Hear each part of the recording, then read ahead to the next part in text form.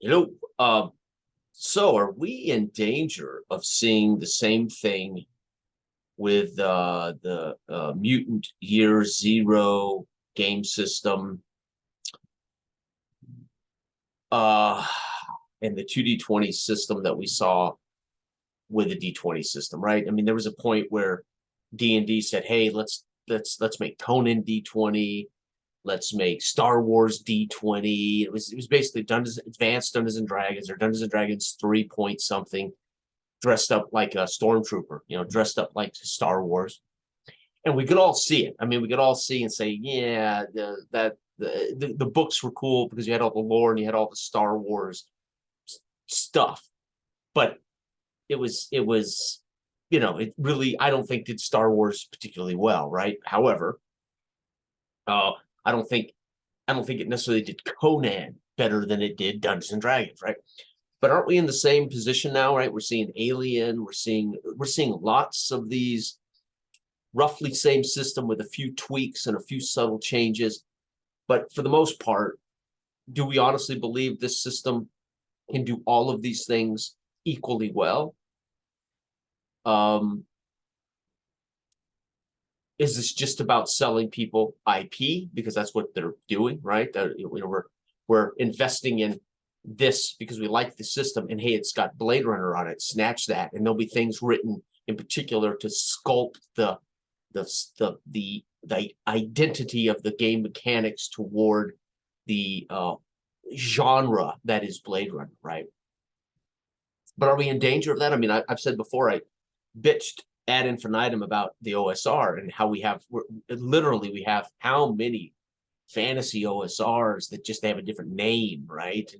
But for the most part, we're still playing Dungeons and Dragons. The setting might be baked into the rules, or the rules might, tweak a few things, but it's still class-based, level-based, experience-based gaming system, which existed beautifully as Moldvay, Dungeons and Dragons, or okay, Mincer for many of my colleagues that a few years later dove into Mincer, right?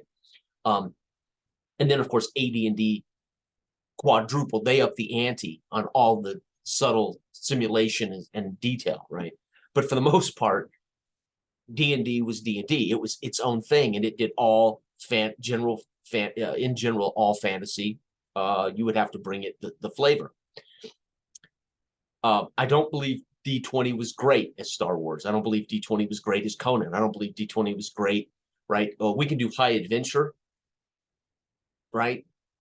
In Dungeons and Dragons, certainly, right? We can do super hyper competent heroic in D&D by just going to level 7, start everybody at level 7, level 10, right?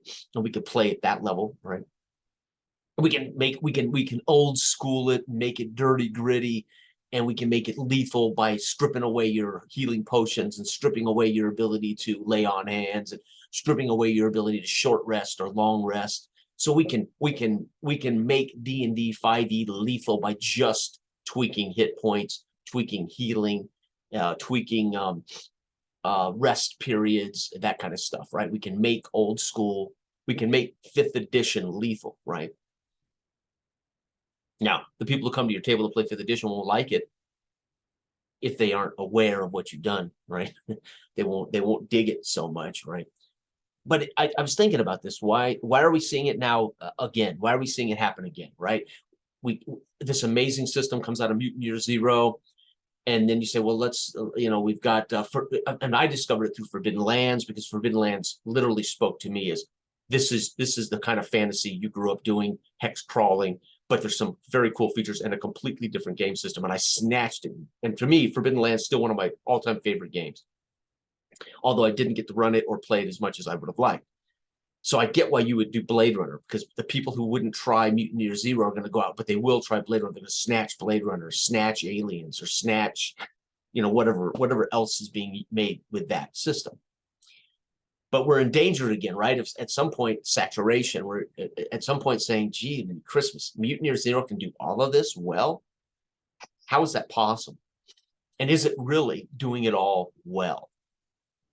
And is that not an argument that if genre is rule 0, it's rule 1 is genre, then at what point are mechanics truly representative of the genre?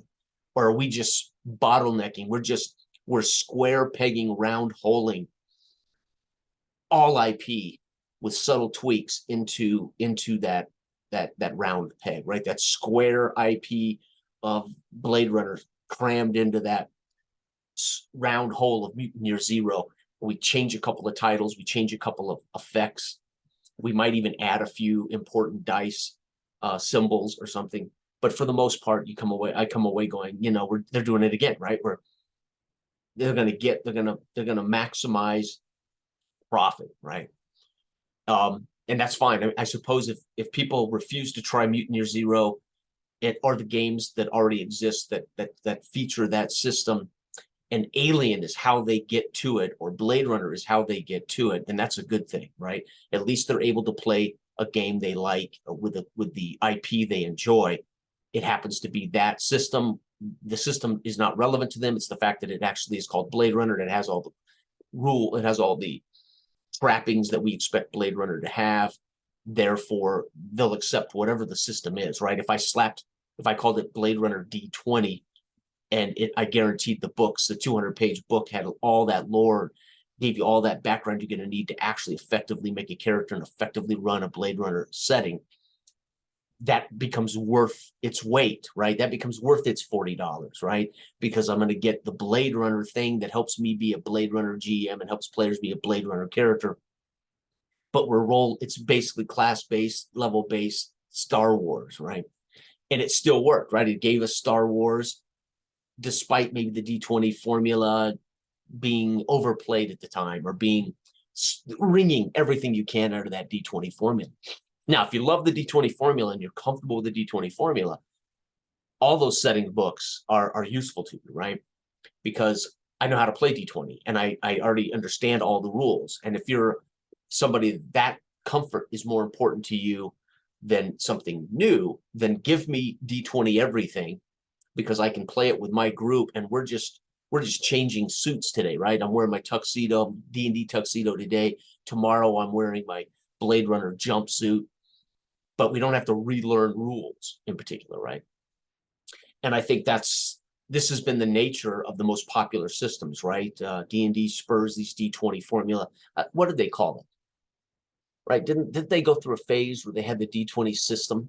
I can't remember if that was TSR or Wizards of the Coast or somebody else that just had that D20 system, and you could get the modern D20 system, and it would give you generic, kind of generic modern rules or whatever. I can't remember exactly what that was. And then I actually had D20 Conan. I had D20 Star Wars. They were all identical.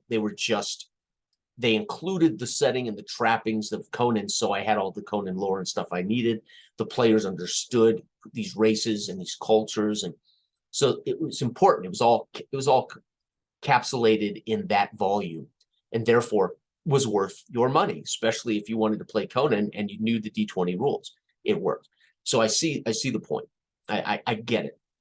But are we in danger of saying if you could argue that D20 did not do everything well, couldn't I argue that Mutant Year Zero doesn't do everything well? Can I argue that 2D20 doesn't do everything well? Right? How come D20 doesn't do everything well, but 2D20 does everything well? And that Ubiquity does everything well, and Mutant Year Zero does everything well, but D20 didn't do everything well, right? If you like the D20 system, then you're going to enjoy all the D20 variations, IPs, settings, etc. If you like D&D 5th edition, Symbaroum for 5th edition would be perfect for you, would it not? Right? I already love D&D 5th edition. My group and I are playing D&D 5th edition. We don't have to relearn D&D. We don't have to learn a whole new system, and we get to dive into the Symbaroum classes, races, magic, cultures, right? And they add corruption, and they strip out some hit points. They strip out easy healing rules, and voila, we have our favorite system with a Symbaroum setting, right? So the irony is, I get it. This is the nature of the nature of the market of our hobby, right? And but But I used to remember all the arguments. The D20 sucks at these things. D20 really does suck at these things. But yet I don't hear people saying that about 2D20. You know, it can do Conan and you know, John. You know, how come 2D20 can do Star Trek and Conan equally well, right? And my colleagues would argue they do, and I would argue they did. They do. I mean, they still exist, but I mean, my experience with them is over. But they did do them equally well. D20 Conan, D20 Star Wars, Pathfinder. Did D20 not do those things equally well? I think they did. I think they did. And there would be people that played the D20 Star Wars, for instance, and would have said it was just fine, worked just fine. I never had the chance. I had the books, I'd read them, and I went, ugh, this looks like Pathfinder, which I don't want to do. I don't want to see high level gaming. You know, I love the fantasy age, Dragon Age, and then eventually became Fantasy Age, the generic, and then of course I got Modern Age. But as I played my first Dragon Age locally, and we got probably 5 sessions in, this is how thick I was. It dawned on me that the age system has the exact same problem the D20 system has.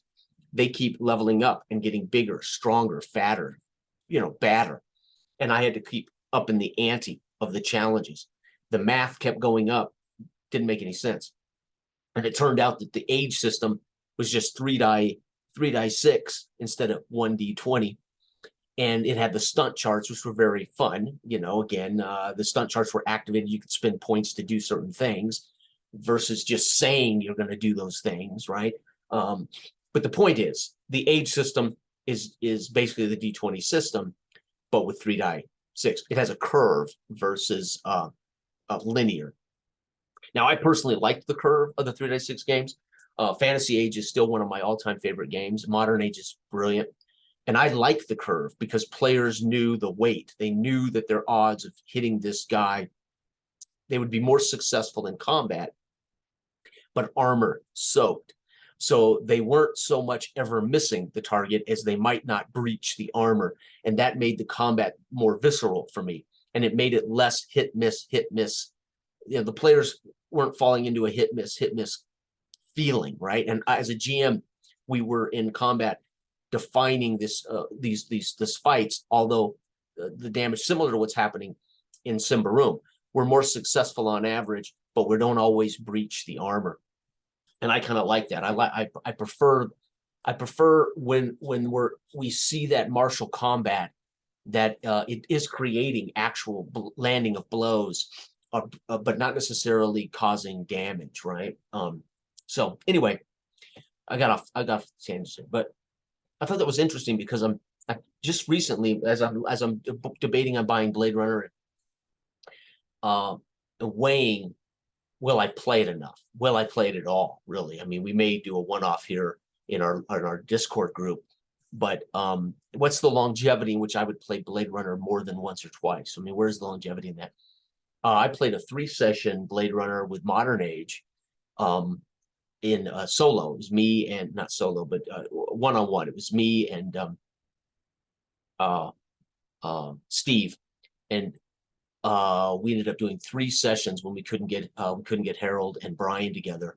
I ran Steve through 3 sessions of him as a character in a Blade Runner, and I said it in, you know, I said it in instead of Los Angeles, I said it in Denver. I said it in what I called the Rocky Mountain region, which was so he was responsible for a district that went from Denver to Albuquerque, New Mexico, and we had some great. And he was hunting replicants. Basically, it was very simple. He had a job to hunt replicants along the I-25 corridor from Denver, Colorado, all the way down to New Mexico, Albuquerque, New Mexico, and it was great fun. And he was just a Blade Runner cop, and we would play in Modern Age. We didn't need all the setting stuff, and Modern Age was perfect for solo. It has all the skills and all the traits and all the feats, and he could sculpt his character so well. The age system character creation to me is one of the best. I love the age system. But anyway, I was thinking, you know, why would I buy the Blade Runner Mutant Year Zero when I could do this with Modern Age, right? I could just run some Blade Runner sessions like I have with Modern Age. You know, why am I playing Symbaroum when I could be using Fantasy Age and having a ball, right? Well, Symbaroum is a different mechanical system. It's not this. It's not Symbaroum Age. Symbaroum had its own mechanical system. So now we have a setting that's become so important to Symbaroum's value that they're making the setting for the most popular system in the world, the D20 D&D 5th edition. I'm not certain if that's really good. I think the companies make out okay. I think the writers, producers, and developers come out all right. I think very often the consumer ends up buying multiple games of the same game, right? Genesis system. We went Star Wars and Genesis. Genesis made sense. Star Wars launched and brought people to the table to play that narrative dice system and came away saying, wow, this is a pretty sweet ass system. And instead of them making Conan NDS, you know, and they just said, we're going to make Genesis and let you folks make it, you know, play any IP you want to with the Genesis system. I would love to know how successful Genesis has been away from Star Wars. I think the reality is Star Wars' popularity sold the NDS system. I don't know if people are playing Genesis on any long-term level, right? Didn't they also have, I think they made a fantasy world setting for Genesis, right? Teleroth or something, Telroth or, so anyway, I was thinking about this. Like the OSR, old school D20, you know, we end up seeing space games based on that. We see World War II games based on that, Wild West games based on that, fantasy games that are dark and gritty based on that. But we got this plethora. They're all using the exact same, for the most part, old D&D D20 formula, right? Still classes, still levels, still spells, you know, variable dice for damage, hit point bubbles, right? Now, what does it do? What do those games do? What does that do well? And how does it make the space games different than D&D? Well, it doesn't, right? It's we're changing maybe laser beams from bows and arrows, and you know, space travel, spaceship combat for naval combat or whatever. And does it do it? And can you do it? And can you play all these different genres and never leave your favorite game system? Yes, I think so. So part of the argument, I think, for a lot of my peers and colleagues has been, no, the system makes the game. The system imparts a particular thing.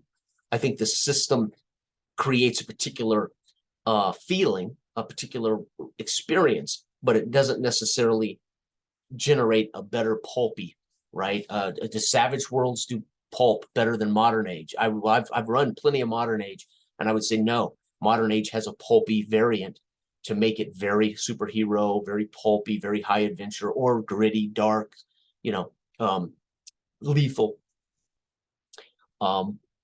So it's a matter of, do you prefer the Savage Worlds mechanics and dice character gen to the Modern Age mechanics dice character gen? I've got a lot more experience with the Dragon Age than Fantasy Age, and then of course Modern Age, and I can tell you I've appreciated all of those experiences to the point that I would be playing them now if I had a group of players interested in the Age systems. What I did discover, though, took me a while to figure out, was it still had the character bloat that we were seeing in 4th edition, Pathfinder, 5th edition, you know, that leveling up class-based kind of bloat up to bigger, more math.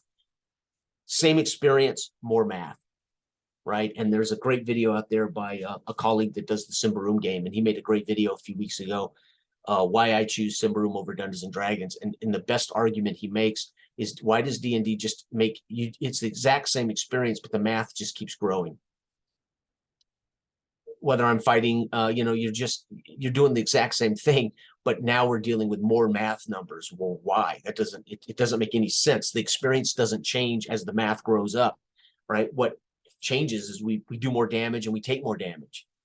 Why bloat the math up when the experience is identical? Whether I'm fighting goblins at this level, I'm fighting dragons at this level, I'm fighting gods, demigods at this level.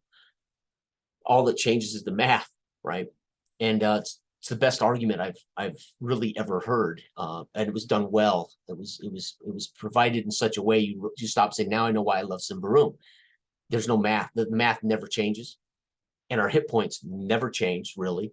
So it's always dangerous, always lethal, right? And so that was the best argument for why you should play Symbaroum, original Symbaroum, and not D&D's version of Symbaroum, because of the math growing and the hit point bubble growing.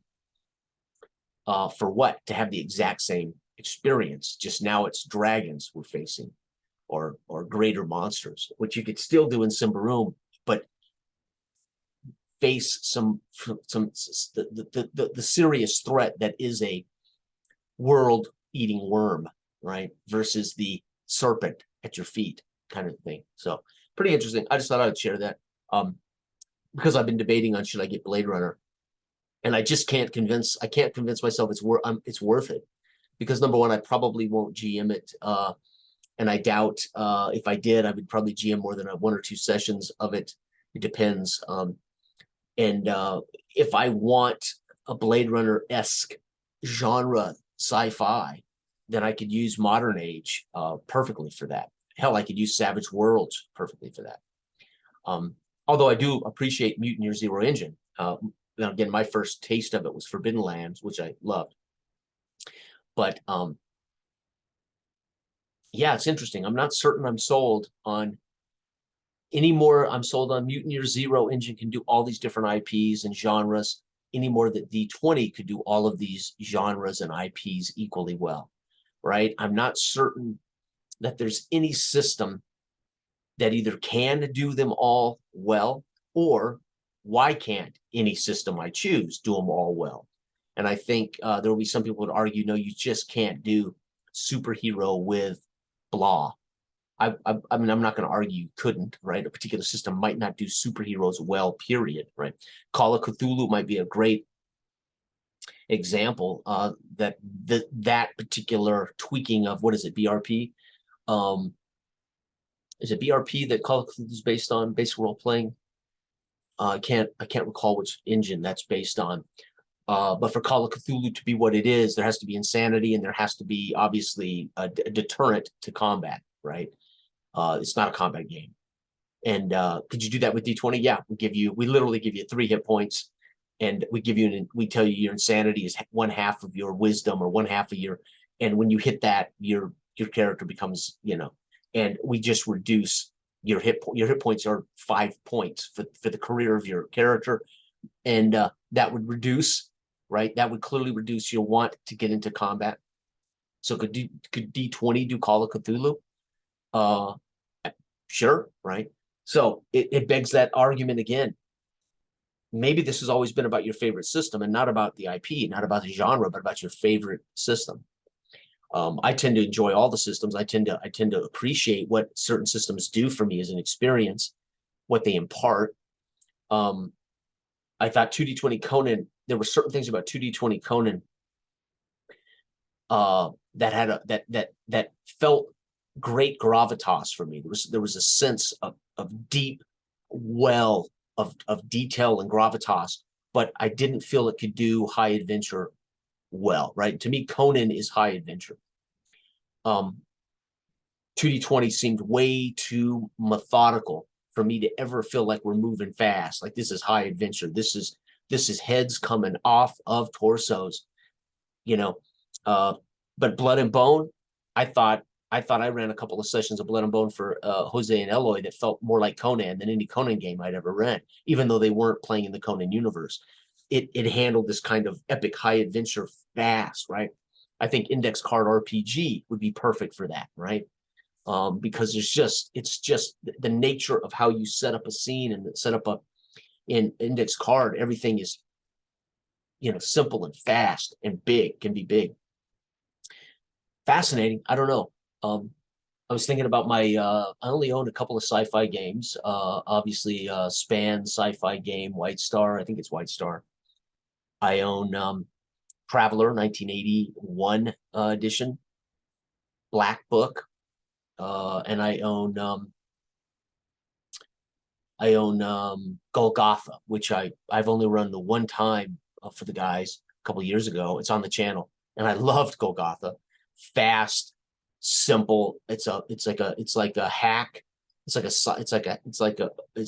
D20 hack, but it is a hack. It's a hack, but it's a sci-fi hack with great descriptive stuff and a wonderful timing mechanism that kicks in. The game is designed for you to go in, infiltrate into the Golgotha, get the treasure, get back for your gods, your alien gods. Meanwhile, there's a timer ticking the whole time, right? And that game has these trappings that say this is the experience you're going to have. You're going to do a dungeon crawl with a timer going, right? It's very cool. And I love that session. I love that game. All roll under hack stuff, right? D20 hack stuff. Fantastic. So anyway, I was thinking about this. Romance for me, Romance of the Perilous Lands. D20, roll under formula for attribute checks, etc. And I absolutely love the rules. The Scott Malthouse, I love those rules. Love the idea of putting all of those kind of British folklore into one kind of amalgamation of a world. And that's, to me, that's got a brilliant rule system. Again, D20. And I think it does that very well. The magic in that is very cool. You have magic points. So again, you're not stuck in the Vancian magic. I get to cast my spell once, and fantastic. It's a shame I'm 52 and with many of these games I would like to play, and I'd like to play long term, but geez, there's just not enough time in the week, not enough time in the year, not enough time in the to get all this stuff fully invested in it. So I have to say I envy the guys that invested themselves in something like Pathfinder and they never deviated, right? I kind of envy those guys. Dude, this is our baby and this is what we do, and we're just going to do this forever. I envy those guys that bought into D&D 5th edition, and that's just what they do. They play D&D 5th edition, and they never ever apologize for that, and they don't worry about whether they're missing out, right? FOMO, fear of missing out, kind of thing. So I've greatly appreciated all the experiences. I think it's brought me around full circle to enjoying lots of different games that I would have never tried, and including developing and writing our own game. But very often I'm like, God, this would be very interesting if what would my career as a GM, DM, or even a player have been if I had just settled into a particular game system and just mastered it, absolutely mastered it and enjoyed it, right? So I kind of envy those guys. I envy those guys. I tend to be very disciplined, and I don't vary my life much. I get up at the same time every day, no matter what. I generally have a thing I do in the morning, routine I follow. I generally will eat the same thing for breakfast. I've eaten the same thing for breakfast for 10 years. I don't deviate from my schedule as far as when I eat dinner, when I eat lunch, when I eat breakfast, I don't deviate, right? But yet when it comes to the curiosity of gaming or the experiences of gaming, it's like that's where I let it all out, man. And it's interesting because I wonder, I like my kind of disciplined, but gaming is different. I'll play different football games, tabletop. I'll play different sports games. I'll play different systems. I find myself now really focused on one particular game company in sports tabletop gaming, and one particular system, the APOS system, which is double 2d6, read 11 to 66, using the same kind of formula, player cards, roll the dice, check the card, check the number from the card, and plug it into charts. The charts are a universal engine to represent the sport you're playing: soccer, hockey, baseball, whatever. And I've fallen in love with that football game, and I've fallen in love with that engine, and I tend to find myself wanting to play APA based. So here I find myself after 30 years of playing sports games, 40 years of playing tabletop sports games, and I found that engine that I absolutely love. And can it do hockey as well as it can do football? Does it do baseball better than it does anything? I don't know, but it's similar to the D20, right? Can D20 do Conan like it can do D&D? Can D20 do Star Wars like it can do Conan? Can D20 do lethal fantasy, pseudo-historic, gritty, grounded fantasy like it can do epic, superhero fantasy, right? I think so. You have to make some tweaks to the engines. Apple seems to do all the sports well, except basketball. There's even an Apple golf, right? How can it do all these different sports, which are totally different? Well, because I think once an engine works to create numbers, to create probabilities, to create results, we now just have to put the details of those things, that engine, into the details of the other thing, right? So I suppose in a way I've answered my question here in this talking video. Are we in danger of this system Mutineer Zero actually being able to do all of these things well? Well, if the system works, it works, right? If D20 works, it works. If Ubiquity works, it works. If Apple football system works for all the major sports, it works. You have to obviously adjust it for baseball. It's a different sport than football. I have to adjust D&D Mysteria versus Forgotten Realms. I have to adjust it for science fiction, Star Wars, right? High adventure, etc. But I thought about this. How bad do I want to invest in another IP? And I would if I felt like I was going to get a lot out of it. That I could play it for a long time. And this is the problem with games based on IP. If you're not in the mood for Alien, you're not ever going to play it. I mean, you better love Alien. You sit down and play, okay, 5 or 6 sessions, and we've all said, hey, that was great. That was a great little campaign of Alien. But it's over, and now I got books sitting on the shelf forever, and I'm only going to go to Alien when I'm really desperate to teach it to somebody, or I'm desperate to get a little more value out of it. But how often are we going to play Blade Runner? How often am I going to play, right? I've often said this. Why is D&D the most popular game in the world? One, it's fantasy, and it can be any general fantasy. And everyone recognizes fantasy. Everyone has seen a movie or understands Merlin and Arthur, and they can grasp these things. So they can very readily plug into it, and they can also accept the disbelief that isn't the world they live in, right? Magic and etc. And it can be generic. It can be drilled in, as I've done some with OSR with Labyrinth Lord and Basic Fantasy. I did some pseudo-historical sessions where they were set in actual Ireland in the year 1200 and whatever. And so I've done that kind of stuff. Rome, I did a Rome game where they were Hadrian's time period, late, more latter empire. Kind of interesting. Then I look at games like RuneQuest, and I think to myself, RuneQuest is RuneQuest. I'm sure that system has been used for lots of other games again. I don't know if RuneQuest system has actually been parlayed into other genres, but it just seems to me that RuneQuest, or Mithras, I think is what it's called now, is that game, right? It has its own setting. I think you can play RuneQuest with slightly different settings, etc. But it just seems to me that RuneQuest is in its entirety, it is Golgantha, right? The kind of a Bronze Age fantasy world. I don't see RuneQuest's rule system really providing, but it could. I mean, there could be lots of different games based on RuneQuest out there. I don't know the RuneQuest game system. So I don't know. Fascinating. But I can't imagine RuneQuest as anything but RuneQuest, or Mithras as RuneQuest. I don't know. Everybody have a great weekend or great week. Right, Sunday, right? Bye.